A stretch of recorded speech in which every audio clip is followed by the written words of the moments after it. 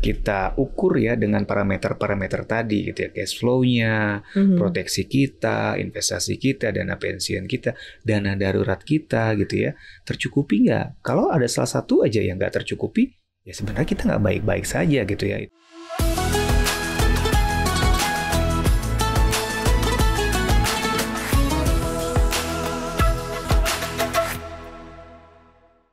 Assalamualaikum Sobat Cuan, apa kabar? Semoga selalu dalam kondisi dan keadaan yang sehat dan tetap semangat menjalankan ibadah puasa. Hari ini cuap-cuap hadir dalam cuap-cuap Ramadan ya. Cuap-cuan hadir selama bulan Ramadan dalam cuap-cuap Ramadan yang pastinya akan menemani Sobat Cuan dalam menjalankan ibadah puasa supaya makin penuh berkah dan makin penuh amanah pastinya ya. Nah, hari ini seperti biasa hari Jumat ada segmen khusus yang kita sebut namanya adalah Kurma.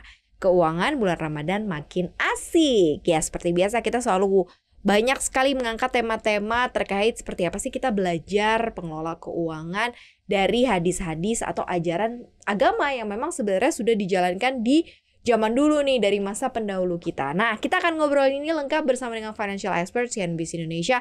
Ada Mas Ai ya, Mas Ai. Halo, Mbak Maria. Mas Ai, menarik banget nih hari ini kita topik bahasannya kita mau angkat soal hidup gampang tanpa utang. Nah, ini perkara hutang piutang dalam agama Islam ya, dalam Islam dan ajarannya sejauh ini seperti apa sih? Ya. Jadi kalau di dalam Islam sendiri sebenarnya hutang piutang itu diperbolehkan ya, Mbak Maria. Sebatas memang niatnya adalah untuk hal yang kebutuhan yang baik gitu ya, atau untuk kebaikan. Jadi kalau dalam bahasa Arabnya hutang itu kan disebut dengan qard ya. Artinya dalam kaidah etimologinya itu memotong. Atau dalam bahasa syar'inya atau syariahnya adalah bagaimana kita memberikan sebagian harta kita gitu ya kepada orang lain yang membutuhkan dengan dasar kasih sayang gitu untuk membantu orang tersebut, tapi orang yang diberikan bantuan tersebut harus mengembalikan bantuannya itu kepada orang yang meminjamkan. Itu disebut sebagai hutang piutang. Jadi secara arti itu mungkin dasar dari hutang piutang itu diperbolehkan gitu ya, Mbak Maria. Bahkan dalam satu surat di Al-Qur'an ya, di Al-Maidah ayat 2 itu dibilang ya, dan tolong menolonglah kamu dalam hal kebaikan gitu. Jadi memang tolong menolong ini bisa juga diartikan sebagai bantuan ya, dan mungkin bisa juga dalam hal pinjaman lah gitu ya, Mbak Mira. Jadi sebenarnya boleh-boleh aja, sah-sah aja, tetapi niatnya adalah untuk membantu untuk hal yang baik gitu ya. Bukan hal yang misalkan kita bantu dia untuk menjahati orang gitu ya, atau digunakan dananya untuk merugikan orang lain juga, itu nggak boleh juga gitu ya. Dan dasarnya harus dasar kasih sayang, bukan dasar mengharapkan imbalan gitu ya.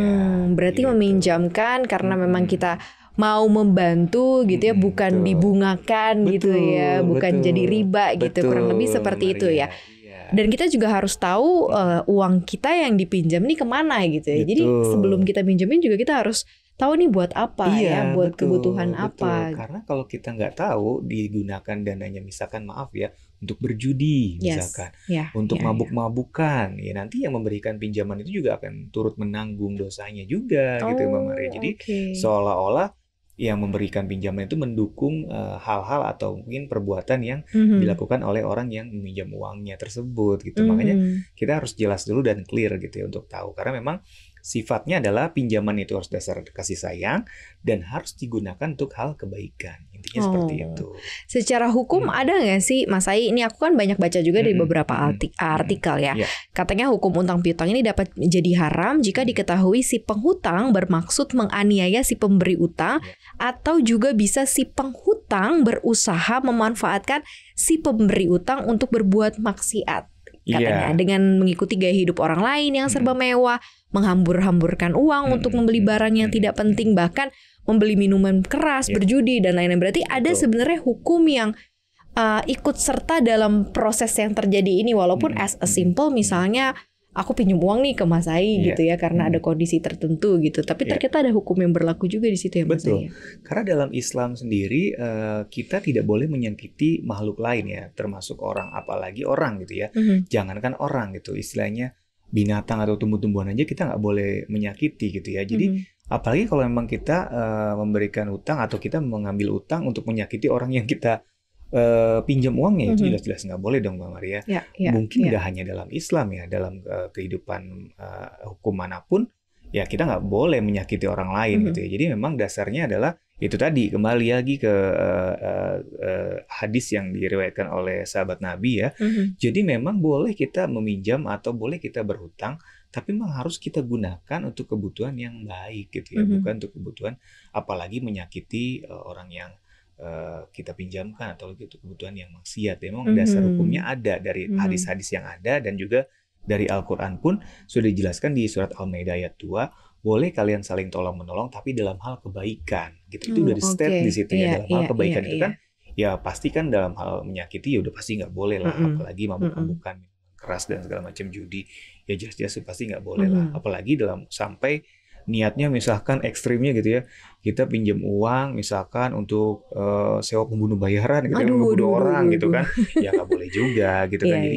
Jadi memang niatnya ya harus benar-benar niat yang baik gitu, dan memang ada suatu kebutuhan yang mendesak gitu ya Mbak Maria, yang memang nggak ada jalan keluar lain selain berhutang itu gitu. Kalau misalnya ada kerabat kita memang yang mau meminjam uang ke kita atau mau berhutang ke kita, nah si pemberi hutang nih sifatnya seperti apa sih Mas Ai? Artinya apakah memang kita harus memberikan dalam tanda kutip ya memang kalau kita sedang dicukupkan, atau sebenarnya kita tidak memberikan juga tidak apa-apa gitu. Seperti apa sih kalau misalnya dalam Islam sendiri? Iya, jadi memang dari sisi pemberi utang gitu ya, atau si pemberi pinjaman ini, dia harus dalam keadaan yang berkecukupan lah gitu ya Mbak Maria. Jangan juga kita memberikan pinjaman tapi kondisi keuangan kita juga sebenarnya nggak bagus juga gitu kan. Itu kan sebenarnya menyalahi ya. Dari sisi keuangan pun itu sudah nggak benar gitu ya. Apalagi dari sisi kaidah Islam gitu ya. Karena memang kalau kita memang masih dalam keadaan yang kurang gitu ya, kita itu nggak berkewajiban untuk memberikan pinjaman ke orang lain. Even itu saudara kita sendiri ya Mbak Maria ya. Bahkan kalau dari sisi Islam, kita berhak menerima sedekah kalau kita dalam sisi kekurangan gitu ya. Atau kita berhak menerima zakat gitu ya. Bagi di bulan Ramadan seperti sekarang gitu ya. Kayak misalkan contoh janda-janda gitu ya.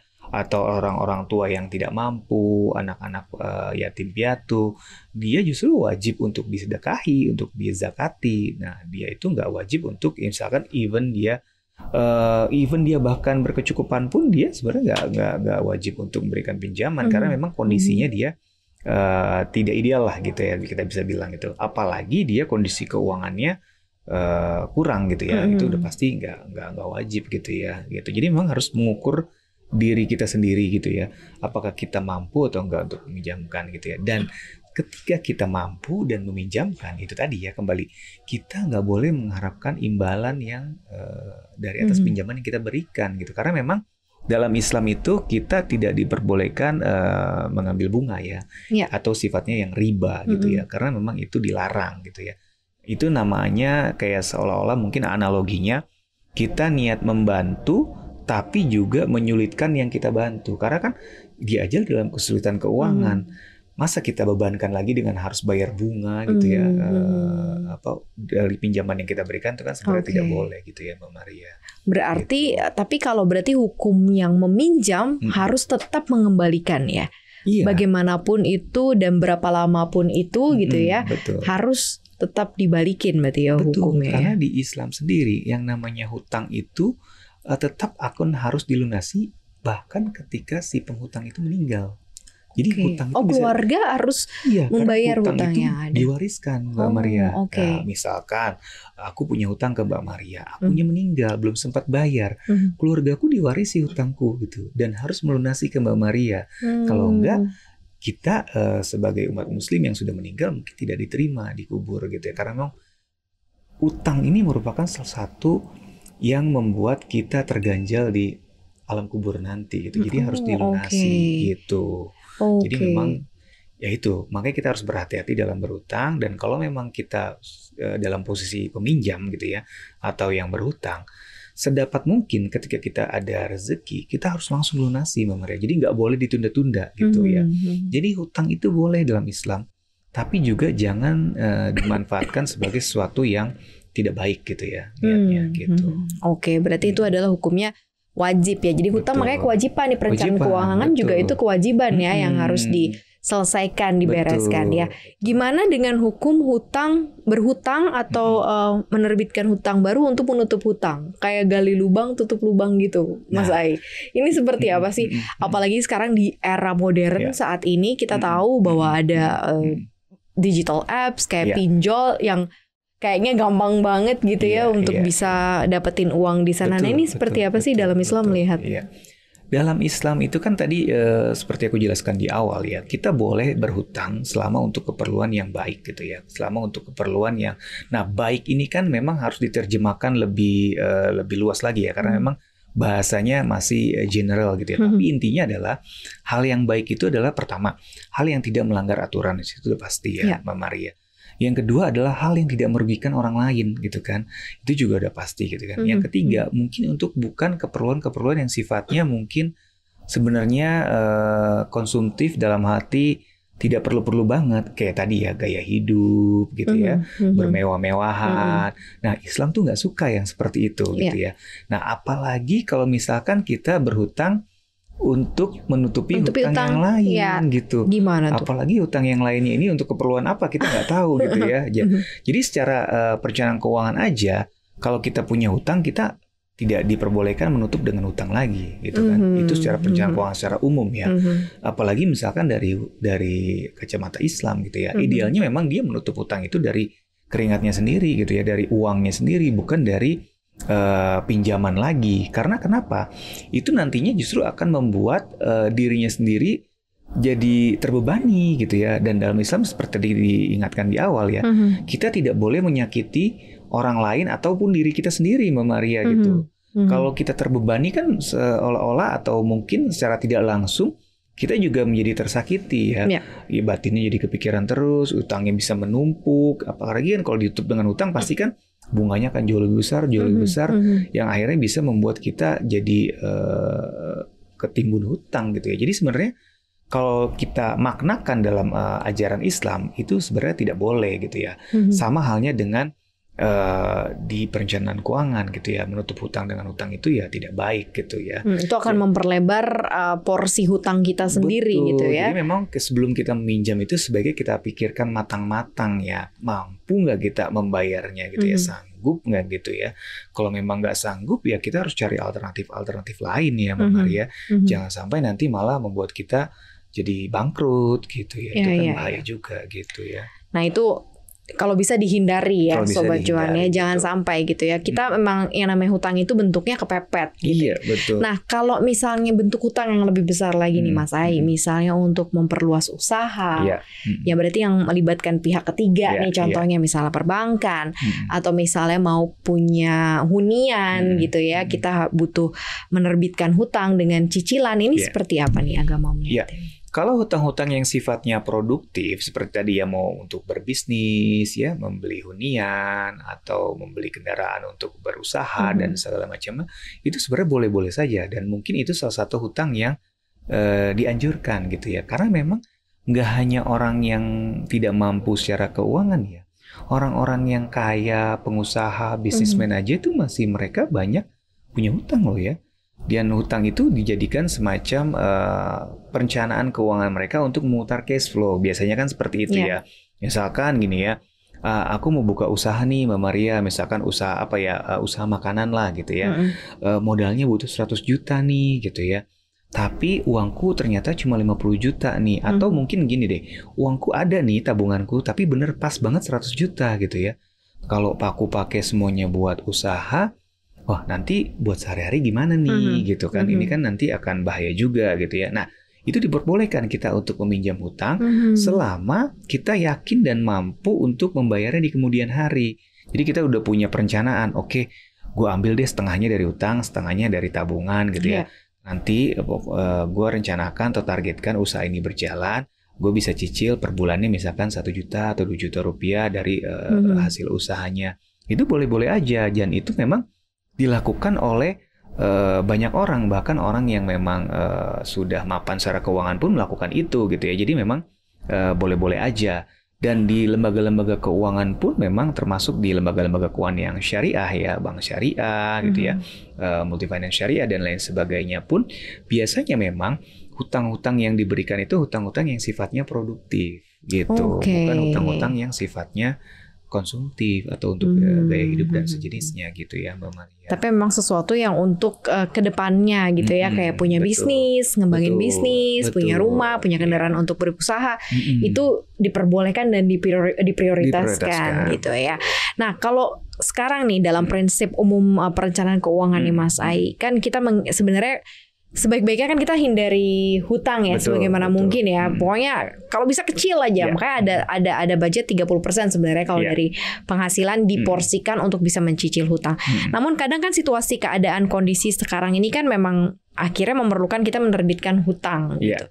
Nah, dalam kasus-kasus yang seperti ini misalnya, in case kasus-kasus serupa seperti ini, apa sih yang harus diperhatikan gitu ya? Jika misalnya toleransi persentase hutang kita sudah melampaui level 30% sesuai dengan perencanaan keuangan gitu. Nah ini harus kayak gimana? Nah ini pertanyaan yang bagus ya. Jadi memang benar dalam sisi perencanaan keuangan batas leverage untuk hutang yang boleh, cicilan hutang ya yang boleh kita akomodir dari penghasilan kita itu 30% dari penghasilan setiap bulannya ya Mbak Maria. Nah lalu pertanyaannya, bagaimana kalau ternyata sudah melebihi 30% gitu kan? Nah, berarti ada pos-pos yang harus kita kurangi, Mbak Maria. Pos-pos lain yang harus kita kurangi. Apa misalnya? Misalkan pos yang pertama harus kita kurangi tentu adalah pos untuk lifestyle, entertain, gaya hidup. Itu harus kita kurangin. Karena memang itu pos yang dianggap tidak terlalu urgent lah dibandingkan pos yang lain misalkan. Kalau misalkan masih kurang juga, ya kita kurangi pos-pos yang memang sifatnya bisa kita kurangi. Misalkan let's say kayak makan biasanya kita sehari itu habis 100.000, kita kurangin deh sementara jadi 75.000 gitu ya. Kita alihkan untuk pembayaran hutang kayak gitu. Misalkan biasanya kita transportasinya pakai taksi ke kantor gitu ya, atau pakai transportasi online. Ya sekarang kita naik ini dulu deh, bus umum kendaraan umum gitu ya, yang lebih murah gitu ya. Jadi intinya adalah kita harus kurangi pos-pos lain ya yang bisa kita kurangi ya sebaik mungkin untuk menutupi cicilan hutang yang memang sudah melebihi batas itu, Mbak Maria. Jadi jangan, catatannya ya, garis merahnya adalah atau benang merahnya atau boldnya, jangan kita ambil kekurangannya itu dari hutang lagi gitu, Mbak Maria. Tapi berbahaya. Dari pengeluaran yang memang kita miliki itu harus kita tekan gitu. Tapi gimana kalau muncul kayak pembelaan diri kayak misalnya aku bayar utang 50% nih dari penghasilan aku, tapi I'm fine, aku baik-baik aja gitu ya, masih bisa tetap terdelivery kok semua gitu. Nah ini gimana nih Mas Ai? Baik-baik saja itu kan harus diukur gitu ya. Ada parameter-parameter yang bisa dilihat gitu ya untuk menentukan kondisi keuangan kita tuh baik-baik saja atau enggak gitu ya. Yang pertama, cash flow kita lancar nggak nih Mbak Maria? Kalau misalkan cash flow kita lancar, kita masih bisa punya ongkos untuk ke kantor, kita masih bisa makan sehari-hari gitu ya, masih bisa bayar listrik dan lain sebagainya, ya itu masih oke. Kedua, proteksi kita berjalan nggak nih? Kita punya asuransi nggak ya? Benar. Apalagi kita beraktivitas, kalau kita nggak punya asuransi ini bahaya banget gitu kan. Terus kita masih bisa investasi nggak gitu ya untuk kebutuhan di masa yang akan datang gitu ya. Kita masih menyisihkan untuk dana pensiun nggak gitu ya. Nah kalau itu semua ternyata masih tercover gitu ya, dan utangnya memang sudah melebihi 50%, melebihi 30% gitu ya, 50% let's say, ya nggak apa-apa juga sebenarnya. Tapi tetap aja itu dalam kadar yang berbahaya, harus hati-hati gitu ya. Karena dalam rumus perencanaan keuangan secara umum gitu ya, itu biasanya sih harusnya nggak cukup ya kalau cicilan hutangnya sampai 50% gitu ya. Gitu, makanya ini harus benar-benar kita ukur ya dengan parameter-parameter tadi gitu ya, cash flow-nya, proteksi kita, investasi kita, dana pensiun kita, dana darurat kita gitu ya, tercukupi nggak? Kalau ada salah satu aja yang nggak tercukupi, ya sebenarnya kita nggak baik-baik saja gitu ya, itu cuma pembenaran aja kita baik-baik saja, tinggal tunggu waktunya kita akan ambruk keuangannya gitu. Karena itu mungkin nggak secara langsung ya Mbak Maria ya. Tapi kalau sudah berjalan berbulan-bulan apalagi bertahun-tahun, itu bisa makin parah biasanya kondisi keuangannya. Iya benar sih, baik-baik aja ya. Mungkin kamu baik-baik aja ngerasa sudah bisa bayar utang gitu ya. Tetapi ternyata pos yang lain kamu belum punya gitu ya. Pos dana darurat nggak ada, pos asuransi nggak ada. Nah itu yang sama-sama membuat kondisi keuangan kamu juga jauh lebih berbahaya. Nah kalau kita balik lagi dalam kaidah Islam sendiri, bagaimana sih proses dalam penyelesaian hutang, Mas Ai? ada nggak sih kayak hutang-hutang prioritas yang harus lebih dulu misalnya diselesaikan, misalnya antar hutang dengan sesama atau hutang yang tidak tercatat ya, artinya utang yang cuma tinggal asal ngomong minta dikasih gitu ya, tapi kan itu tetap catatannya adalah hutang kita gitu ya, yang memang harus diprioritaskan sebagai prioritas awal dan harus diselesaikan gitu, Mas Ai. Ya, ini juga pertanyaan yang menarik ya. Jadi dalam Islam itu dikatakan gitu ya, kalau kita memiliki hutang, kita harus segera melunasi hutang tersebut ketika kita sudah memiliki atau mendapatkan uang gitu ya. Jadi nggak boleh ditunda. Secara umum pun tidak boleh ditunda. Itu dasar awalnya ya, Mbak Mariana. Lalu ketika kita memiliki beberapa hutang, mana yang harus kita lunasi terlebih dahulu, kan pertanyaannya seperti itu ya. Nah, kalau kita memiliki beberapa hutang, kita lihat hutang mana yang sifatnya konsumtif, mana yang produktif. Hutang yang konsumtif itu harus segera dilunasi, Mbak Maria. Karena memang dari sisi ajaran financial planning secara umum pun, ya hutang konsumtif itu yang harus ditutupi terlebih dahulu dibanding hutang yang produktif gitu ya. Nah, kalau misalkan ternyata hutang konsumtifnya ada banyak nih gitu ya. Karena pakai kartu kredit, gesek-gesek gitu ya. Pakai pay later misalkan, pakai pinjol gitu ya. Ya kita harus prioritaskan dulu juga kan, karena kan dananya mungkin terbatas gitu ya. Lain halnya kalau dananya besar gitu ya. Jadi kalau dari sisi Islam dan dari sisi perencanaan keuangan secara umum, yang harus dilunasi terlebih dahulu adalah yang nilai hutangnya lebih besar, Mbak Maria. Gitu. Misalkan kita punya 3 hutang konsumtif, kita cari mana yang paling besar. Nah, itu yang harus kita lunasi terlebih dahulu gitu ya.